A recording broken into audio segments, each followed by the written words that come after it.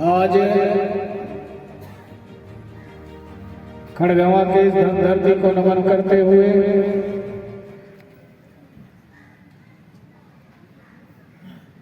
छत्तीसगढ़ के प्रथम स्वतंत्रता संग्राम सेनानी अमर शहीद वीर नारायण सिंह सोना खान को श्रद्धा सुमन अर्पित करते हुए आज के इस कार्यक्रम में हमारे बीच में औनवाना गणतंत्र पार्टी के राष्ट्रीय महामंत्री डॉक्टर एल.एस. उदय जी, मंच पर मंचासीन यहाँ के हमारे जिला अध्यक्ष भाई केवल मकाम जी, मंच पर मंचासीन युवा मोर्चा के प्रदेश उपाध्यक्ष दीपक मरावी जी, संभाग के संभागी महामंत्री गुरुजलाल नेटी जी, प्रदेश के प्रचार मंत्री शशि राजपूत जी, रुक्मणी जी, मंच पर हमारे जनपद के सदस्य गजराज नेटी जी और युवा मोर्चा के साथीगण, सामने बैठे इस देश के मालिक और मालकिनों के चरणों को मेरा सादर सादर सेवा जोहार। साथियों, आज हम लोग अमर शहीद वीर नारायण जी को याद कर रहे हैं इस खड़गवां ब्लॉक में, चूंकि आज उनका 178वां शहादत दिवस है। और वो शहादत कैसे हुई?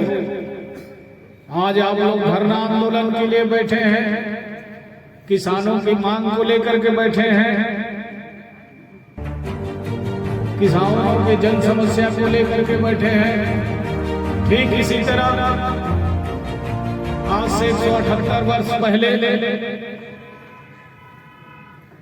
अमर शहीद वीर नारायण सिंह जी भी अंग्रेजी हुकूमतों के साथ लड़ते हुए और कसडोल के उन सामंतवादियों के खिलाफ लड़ाई लड़े। चूंकि 1856 और 57 में भीषण अकाल हुआ था इस छत्तीसगढ़ का अंचल रायपुर, उस समय तत्कालीन में और रायपुर जिला था, अभी बलौदा बाजार हो गया। और शहीद वीर नारायण सिंह जी कुर्रू पाठ का पूजा करते थे। आज भी उस पहाड़ी में, उस पूरा क्षेत्र में कुर्रू पाठ देवता को लोग मानते हैं। तो वीर नारायण जी, उनके पास जो धान था, उनके पास जो संपत्ति था, भूखों से लोग उनके जनता मर रही थी, उनको पालन पोषण करने के लिए उसने अपने खजाना खोल दिया। अकाल इतना था कि लोगों को खाने के लिए त्राही त्राही हो रहे थे। और इसी दौरान पता चला कि कसडोल के सेठ के यहाँ जमाखोरी करके वो रखा हुआ था। उन्हें वो मांगने के लिए गया, उधारी में दे दो। गांव में बाढ़ी चलता है ना भाई, आज भी, अब आज तो खत्म हो गया। आज से 10-15 साल पहले लोग गांव में जिसके पास धान होता था वो बाढ़ी में दे देते थे, दूसरे किसान देते थे ना भाई। उसी के तहत वो सेठ के पास हो गया कि आपके पास जो भी अनाज है उस अनाज को मुझे दे दो, मैं जनता में बंटवाऊंगा और अगले वर्ष जब फसल होगा तो मैं उसका डबल आपको दे दूंगा। लेकिन सेठ नहीं माना और चूंकि वो उस क्षेत्र के राजा थे इसलिए उनका गोदाम से जनता को अनाज बंटवा दिया और इसी जुर्म में उसके ऊपर FIR दर्ज हुआ और उसी FIR पर फिर अंग्रेजी हुकूमत के जो टुकड़ी है उधर रायपुर कसडोल होते हुए उसको घेरने के लिए उस पहाड़ पर पहुंचा और दूसरा टुकड़ी बिलासपुर के रास्ते शिवरी नारायण होते हुए कसडोल यानी गिधौरी जो गुरु घासीदास जी का जन्मस्थली है वहां से उसको घेरने के लिए पहुंचे और इसी दौरान वो जो कि पहाड़ में रहता था तो सब तरफ से लोग दिखते थे कौन से रास्ता से कौन आ रहा है। वीर नारायण जी गुरुपाट के पहाड़ी में रहते थे, उस पहाड़ी में उससे पता चल जाता था, लेकिन उनके जो रिश्तेदार थे उसी ने मुखबरी करके उन्हें बताया कि वो अमुक जगह में छिपा हुआ है और इस तरह एक बार पकड़ाए थे लेकिन वो जेल तोड़ के भाग गए, लेकिन दोबारा उन्हें पकड़ करके जेल में डाला गया और 10 दिसंबर 1857 को रायपुर के जय स्तंभ चौक में उन्हें फांसी पर लटकाया गया और 10वें दिन उन्हें 19 तारीख को सौंपा गया था। इसलिए उस समय छत्तीसगढ़ में अजीत जोगी के आने के पहले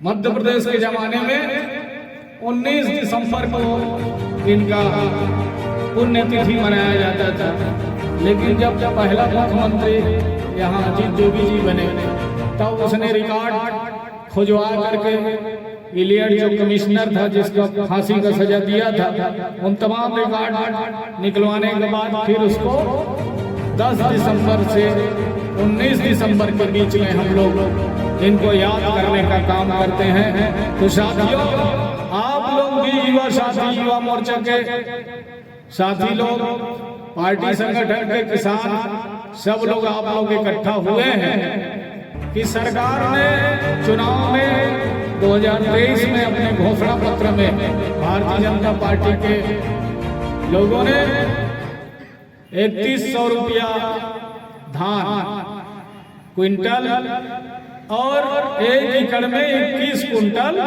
धान खरीदने का वादा किया। यही बात है ना भाई? लेकिन पूरा एनसीडी जिला और कोरिया जिला में भी कहीं पर 10 कुंटल लिया जा रहा है, कहीं पर 14, कहीं 15 कुंटल, है ना भाई? इधर क्या है भाई, आप लोग बताएं।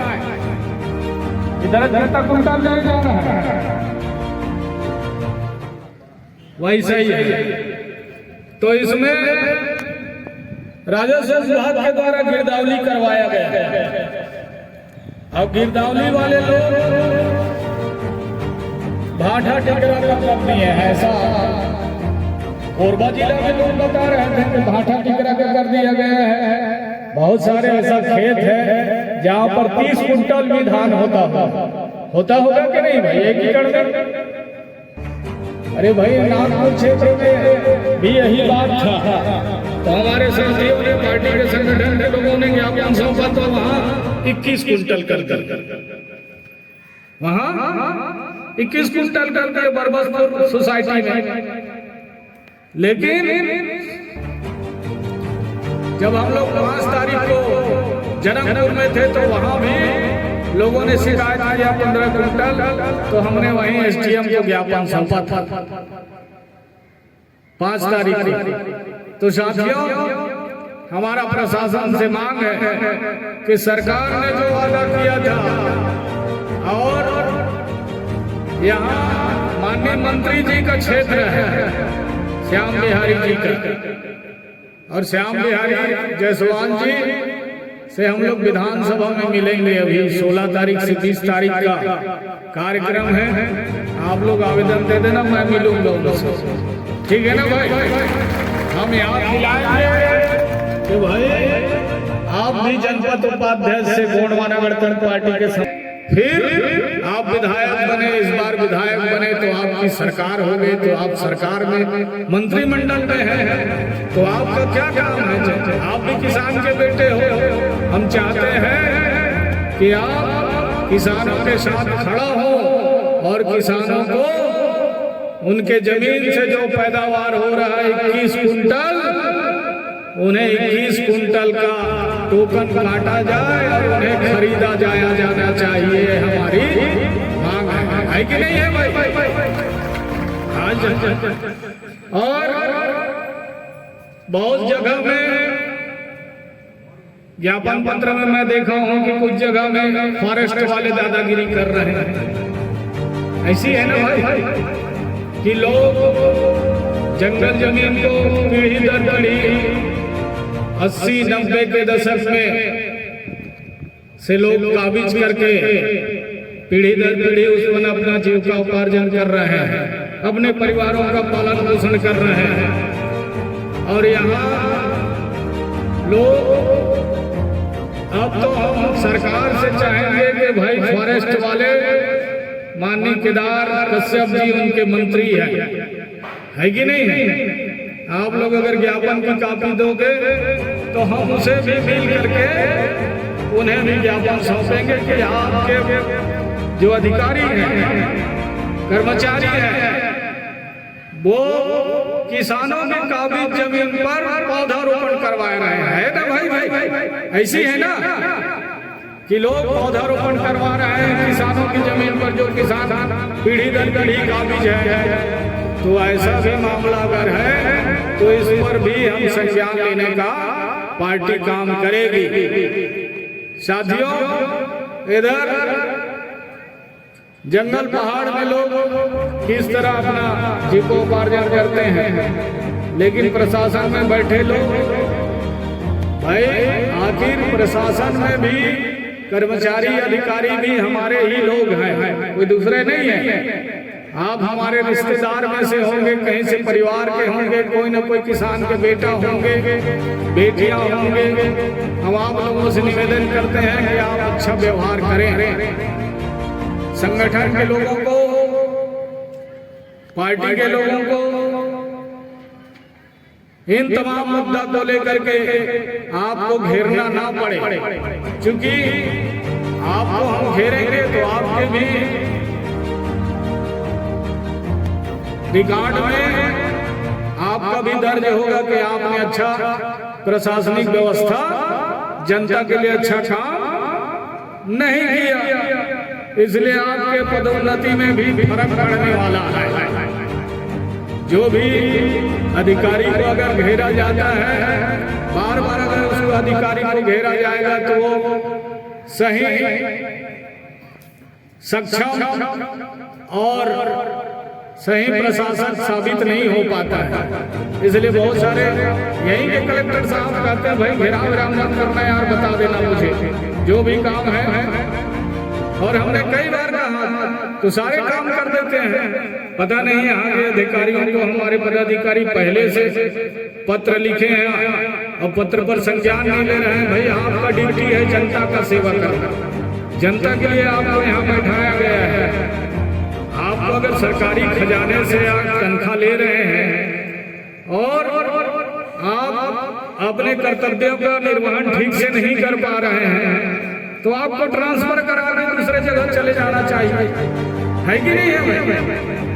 तो हमारा मानना है, सम्मानीय यहाँ के अधिकारी कर्मचारी, LID और CID के साथियों से हम कहना चाहेंगे कि आप सरकार को पत्र भेजें, रिपोर्ट भेजें कि जनता यहाँ किसान, मजदूर अपने हक और अधिकार की लड़ाई लड़ रहा है, इन तमाम पर अभी हम बातचीत करेंगे अधिकारियों से। तो साथियों, यही आंदोलन शहीद वीर नारायण जी ने किया। तो आपको भी अपने हक और अधिकार की लड़ाई लड़ना होगा। क्या आपके साथ अन्याय होता है, अत्याचार होता है, शोषण होता है, बलात्कार होता है, तो इसकी प्रतिकार करने की आप में हिम्मत होना चाहिए। गोंडवाना गणतंत्र पार्टी दादा हीरा सिंह मरकाम ने यही बात आप लोगों को सिखाया, ये बात बताया कि चाहे कोई भी हो। हम लोगों ने अभी मध्य प्रदेश में एक आंदोलन किया। एक सीएस था, सिविल सर्जन, शहडोल में 23 साल तक एक ही जगह बैठा था, डॉक्टरों के साथ बदसलूकी करता था। किसी ने नहीं सुना तो गोंडवाना गणतंत्र पार्टी को लोगों ने आवेदन दिया, वहां के डॉक्टरों ने, हम लोगों ने आंदोलन कर दिया 1 महीना पहले। बहुत सारे लोगों ने कहा यार गलत जगह हाथ डाल दी। हम कहे ठीक है भाई, देखते हैं, और आंदोलन किए। तो 15 दिन के अंदर में डॉक्टर का सस्पेंड कर दिया गया और उन्हें दूसरे जगह रीवा में अटैच कर दिया गया। तो देखिए, आंदोलन आज नहीं कल उस पर सुनवाई होना तय है। तो साथियों, आप संगठित रहिए, संगठित होकर के आप लड़ाई लड़िए, और कानून को अपने हाथ में लेने की आवश्यकता नहीं है। जो भारतीय संविधान में हमें जो बोलने का आजादी मिला है, आंदोलन करने का आजादी मिला है, इन तमाम मुद्दों को लेकर के हमको लड़ाई लड़ने की आवश्यकता है। और अभी सरकार हमारी जो पैसा है, भारतीय संविधान के अनुच्छेद 275 में ST/SC सब प्लान का व्यवस्था दी गई है। आप लोगों ने ज्ञापन में कभी लिखा ही नहीं, सरकार नहीं बता रही है। यहाँ जो महतारी बंधन योजना का पैसा मिल रहा है, कहाँ का पैसा है पता है आप लोगों को? वो आपका पैसा है, आपके नाम पर पैसा इन लोगों ने कर्जा लेके आया रिजर्व बैंक से, वहां स्विस बैंक से। वहां से जो पैसा हमारे नाम पर आया, हमारे इन आदिवासियों के विकास के लिए, इनको पढ़ाने लिखाने के लिए, इनके रोजी रोजगार की व्यवस्था के लिए, इनके गांवों तक सड़क बनाने के लिए, इनको पेयजल की व्यवस्था करने के लिए, वो पैसा आज भारतीय जनता पार्टी के लोग महतारी बंधन योजना में सबको बंदर बांट कर रहे हैं। लोगों को पता ही नहीं है।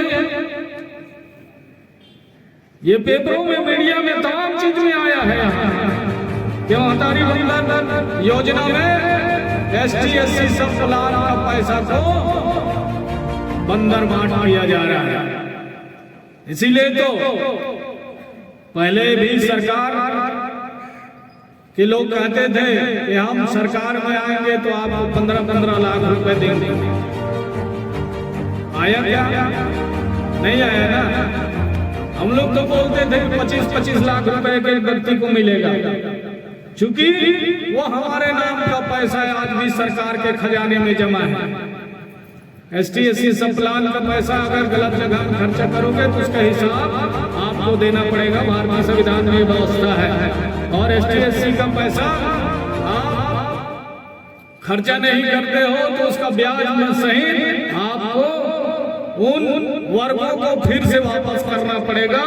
ये व्यवस्था संविधान में हमें अपने घर से नहीं बोल रहा। इसलिए अब हम 2025 में इनके खिलाफ में न्याय पालिका का दरवाजा खटखटाने वाले हैं। गोंडवाना गणतंत्र पार्टी के लिए हम न्याय पालिका जाएंगे, हाई कोर्ट जाएंगे, फिर सुप्रीम कोर्ट जाएंगे ये सरकार के खिलाफ। क्योंकि हमारा पैसा ये कहाँ बांट रहा है? महतारी बंधन में बांट रहा है, दूसरे को बांट रहा है। वो हमको आना था, हमारे बच्चों को जाना था, हमारे इन आदिवासी समाज को जाना था, अनुसूचित जाति के भाइयों को जाना था। वो पैसा आज ये बंदर बांट कर रहा है साथियों। इसलिए तमाम इन मुद्दा को लेकर के आज हम लोग यहाँ पर एकत्रित हुए हैं। कल भी हमारा सोनांग में कार्यक्रम है, परसों केल्हारी में है SDM घेरो। तो इन तमाम मुद्दा, यही किसानों के मुद्दा को लेकर के हम लोग इन तमाम जगह में आंदोलन का कार्यक्रम कर रहे हैं। साथियों, आप सब लोग संगठित होइए। जब तक आप संगठित होकर के गांव-गांव में अपने संगठन को तैयार रखिए, और पार्टी का आह्वान होता है तो आपको जिला मुख्यालय में भी आना पड़ेगा। आना पड़ेगा कि नहीं आना पड़ेगा? ठीक है ना भाई? तभी जाकर के आपका जो मांगे हैं वो मांग पूरा हो सकती है। मैं ज्यादा कुछ ना कहते हुए, आप सुबह से दूर दूर से आए हैं, क्योंकि ये हाथी प्रभावित भी क्षेत्र है खड़गम ब्लॉक। तमाम हाथी आज इधर किसानों के फसल को रौंद रहा है, किसी का घर तोड़ रहा है, लेकिन सरकार गहरी नींद में है। तो इस सरकार को गहरी नींद में आने वाले समय में सुला देना है। पंचायती राज, त्रिस्तरीय पंचायती राज चुनाव होना है ना, लेकिन भारतीय जनता पार्टी के लोगों को त्रिस्तरीय पंचायत राज चुनाव में यहाँ से सफाई करना है कि नहीं करना है भाई? तो इसके लिए आप लोग तैयार रहें, ताकि आने वाले समय में इसी जनवरी और फरवरी में चुनाव होना है। 20 तारीख के बाद कभी भी ये अधिसूचना जारी हो जाएगा, क्योंकि 16 से 20 तारीख तक विधानसभा सत्र है और 20 तारीख को खत्म होगा और दूसरे दिन अधिसूचना जारी हो जाएगा। इसलिए आप लोग भी तैयारी रखें। हमने आप लोगों को सदस्यता अभियान चलाने के लिए बोला था, वो पूर्ण किए कि नहीं किए, आप जिला अध्यक्ष, ब्लॉक अध्यक्ष के माध्यम से उसे सूचित करें, हमको भी पता चले कि आपके क्षेत्र में क्या क्या गतिविधि चल रही है। तो साथियों, ज्यादा कुछ ना करते हुए पुनः मैं अमर शहीद वीर नारायण सिंह जी को पुष्पांजलि अर्पित करते हुए अपनी बाड़ी में विराम देता हूँ। सबको जय सेवा, जय बड़ा देव, जय गौरवाणी।